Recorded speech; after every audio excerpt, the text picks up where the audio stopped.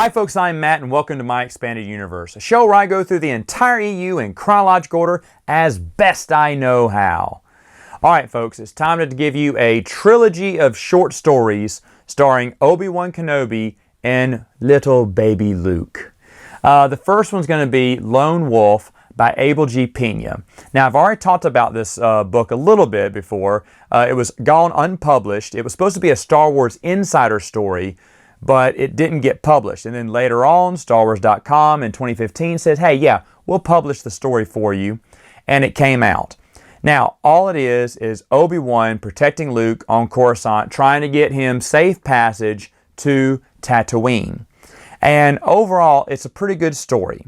There's a scene where he kind of looks into Luke's eyes and he sees something, of Anakin in there. And there's that, it's a touching moment. And Abel G. Pena, I think, did a really good job with this short story. In fact, it flows seamlessly into John Jackson Miller's story that was in Star Wars Insider 143. It was titled Incognito.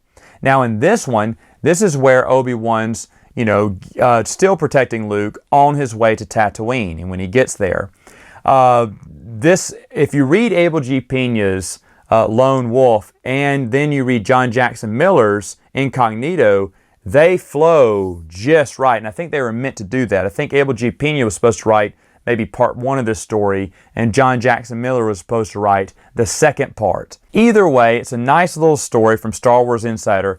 And just like any Star Wars Insider stories, they're not relevant to the overall continuity things. You're not going to miss anything if you skip over these. It's just a nice little mini adventure of Obi-Wan's travel after the events of Episode 3. But wait, there's still one more. And this one's written by Jude Watson. It's called Last One Standing. Now, this was actually in the Legacy of the Jedi, Secrets of the Jedi omnibus. It was just put in there as a short story. I bought it. I read it. I didn't think much of it, but looking back over it now, all three of these fit perfectly together to explain an Obi-Wan baby Luke story arc. Now at this point, Obi-Wan has already delivered him to the Lars family, as we saw at the end of Episode 3, and now he's quietly watching over the homestead. And of course, Lars is going to tell him to shove off. We don't need you. It was foreshadowing how the relationship between Owen, Lars, and Obi-Wan would go, as we saw in Episode 4.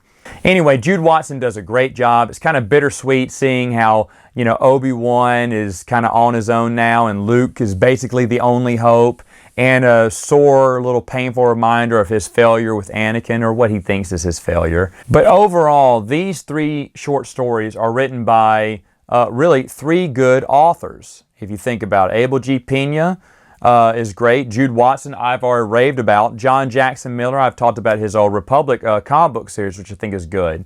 And so it's amazing to me how they can have three short stories that happen at the same time, but they keep the same feel through all three stories. And that's unique because these weren't written all at the same time either. So here we have not just continuity, but a nice story flow. I've told you in some other stories, mainly comic books stories, you do see characters change a little bit, or the flow is a little off because you have a different writer coming into a comic book, or someone else picking up the next issue of the short story or whatnot. In this one, it just flows just really nice. Three short stories. They don't fit into anything else continuity-wise, but who cares? Baby Luke, older Obi-Wan, good stuff. All right, folks, I'll see you next time.